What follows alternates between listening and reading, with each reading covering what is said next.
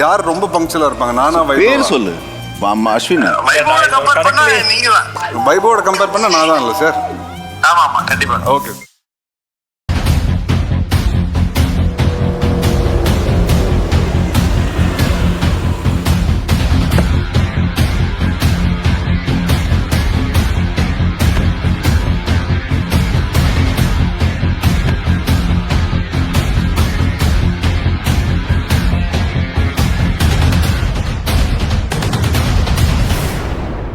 எவ்வளோ நாள் ஆச்சுல உன்னை ஸ்கூல்ல இறக்கி விட்டு பாய் சொல்லி?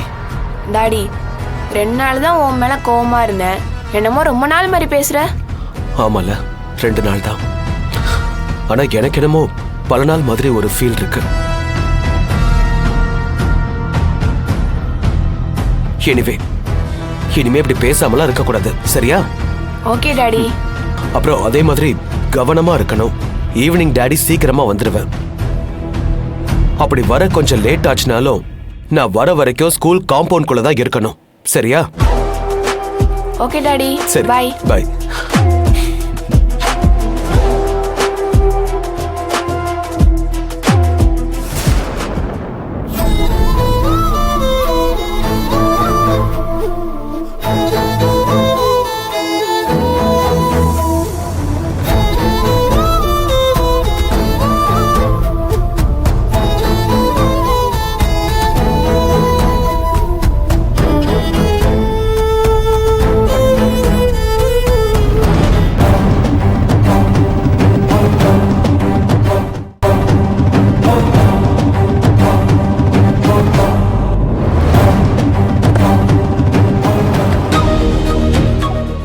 நீங்களும் இப்பதான் பசங்களை ஸ்கூல்ல விடுறதுக்கு வந்தீங்களா?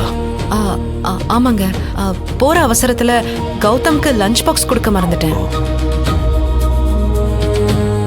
அதான் இப்போ கிளாஸ் ரூம்ல வச்சுட்டு வந்தேன். சரிங்க, கடைக்கு நேரமாச்சு, நான் கிளம்புறேன். நானும் அந்த பக்கம் தான் போறேன். உங்களுக்கு ஆட்சி பண்ண இல்லைன்னா தாராளமா கூட வரலாம்.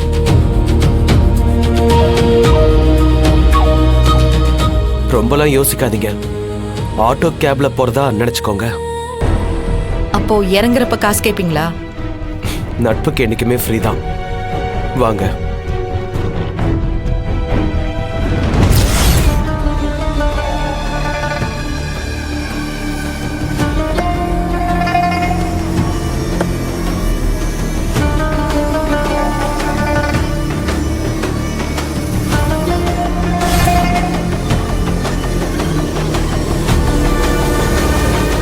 காதலிச்சு தாலி கட்டி குடும்பம் நடத்தின பொண்டாட்டி என்ன பார்த்தா உனக்கு எரிச்சலா இருக்கு? யாருன்னே தெரியாதவ கூட போக உனக்கு குழு குழுன்னு இருக்கு. இருங்க, உங்க 2 பேருக்கும் இருக்கு. என்ன கஷ்டப்படுத்திட்டு யாருமே சந்தோஷமா இருக்க முடியாது.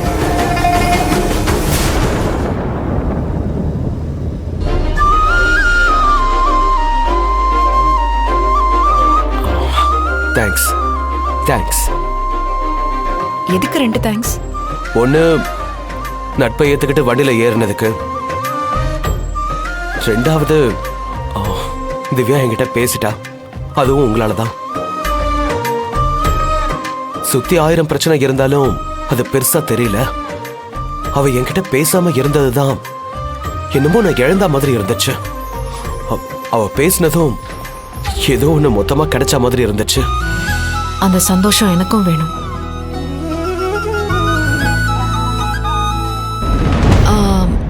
அவங்க வந்தது திவ்யாவுக்கு தெரியாதுல்ல?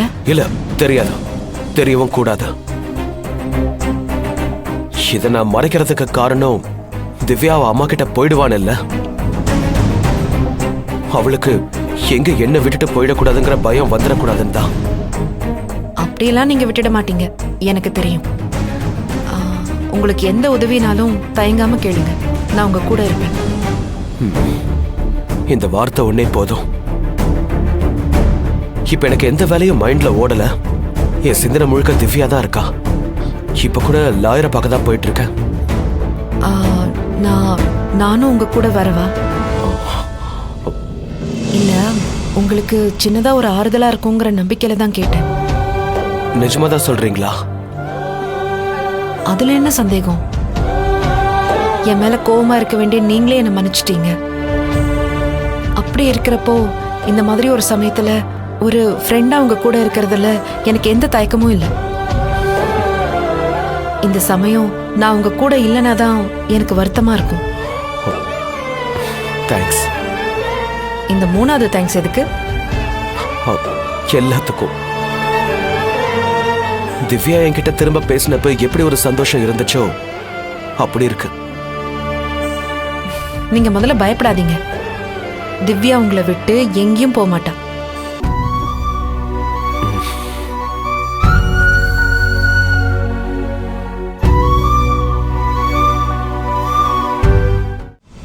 நான் ஆரம்பத்துல இருந்தே சொன்னதுதான், கேஸ் கொஞ்சம் சிவியரா இருக்கு. நீங்க கேர்லெஸ்ஸா இருக்காதீங்க. உடனே திவ்யாக்கு ஒரு அம்மா வேணும். நீங்களும் ரிஜிஸ்டர் மேரேஜ் பண்ணி கோர்ட்ல காப்பியை சப்மிட் பண்றேன்னு சொன்னீங்க. நீங்களும் கல்யாணத்துக்கு தேதியெல்லாம் குறிச்சிங்க. ப்ராப்ளம் சால்வ்னு நினைச்சா கடைசியில அதுவும் நடக்கல. ஆமா, என்னதான் பிரச்சனை உங்களுக்குள்ள?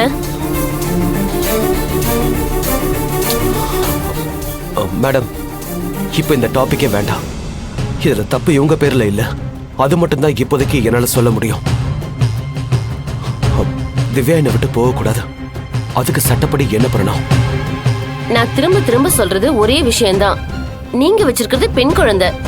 சட்டப்படி 18 வயசு வரைக்கும் அவங்க அம்மா கிட்ட தான் இருக்கணும். இப்ப நம்ம திவ்யா மைனர். அதுவும் பெத்த அம்மாவே குழந்தை வேணும்னு நேர்ல வந்து கேக்குறப்ப இதுல நாம எதுவும் முடிவெடுக்க முடியாது. கோர்ட் என்ன சொல்லுதோ அதை தான் கேட்கணும். மேடம், இப்படி சொன்னா எப்படி மேடம்? திவ்யா இவருக்கு எவ்வளவு முக்கியம்னு உங்களுக்கே நல்லா தெரியும்ல. அவங்க குழந்தைய வேண்டான்னு தூக்கி போட்டுட்டு போனவங்க 12 வருஷம் கழிச்சு கேட்டா இதுல என்ன நியாயம் இருக்கு? நீங்களே சொல்லுங்க மேடம். இத நீங்க சொல்லி எனக்கு தெரியணும்னு அவசியம் இல்ல. அவங்க கேட்கறது நியாயம் இல்லதான். ஆனா நம்ம பக்கம் வயசு பிள்ளைய பாதுகாக்க அம்மா இல்லையே. ஏ மேடம், அம்மா தான் பிள்ளைய பாத்துக்கணுமா? அப்பா பாத்துக்க கூடாதா? அப்படி பார்த்தாலும் என் அம்மா என் கூட தானே இருக்காங்க. அவங்க பாத்துக்க போறாங்க. வாசு, குழந்தைக்கு அம்மாவே இல்லைன்னா நீங்க சொல்றது சரி. ஆனா அம்மானு ஒருத்தவங்க இருக்காங்களே, அதுவும் குழந்தை வேணும்னு கேக்குறாங்க. அதுதான் இங்க பிரச்சனையே. நீங்க அவங்கள குழந்தை வேண்டான்னு தூக்கி போட்டு போனதா சொல்றீங்க. ஆனா அவங்க என்கிட்ட இருந்து குழந்தைய பறிச்சுதான் பொய் கேஸ் போட்டா? அவங்க அப்படி கேஸ் போட்டா என் திவ்யா போயிடுவாளா? அவ என் கூட தான் இருக்கணும்னு சொல்லுவா மேடம். அதெல்லாம் அடுத்தடுத்த கதை. முதல்ல கேஸ் முடிகிற வரைக்கும் பொண்ணு யார் கஸ்டடியில இருக்கணும்னு கோர்ட்டு தான் முடிவு பண்ணணும். அப்ப தீர்ப்பு அவங்களுக்கு சாதகமா தான் போகும். ஃபைனலா தான் பொண்ணை கூப்பிட்டு கேட்பாங்க. அதெல்லாம் லாஸ்ட் மூவ். ஆரம்பத்திலேயே பொண்ணு அவங்க பக்கம் போயிடக்கூடாதுங்கிறது தான் ஏன் எண்ணம். அதுக்கு தான் திவ்யாக்கு நம்ம பக்கம் ஒரு அம்மா வேணும்னு சொன்னேன்.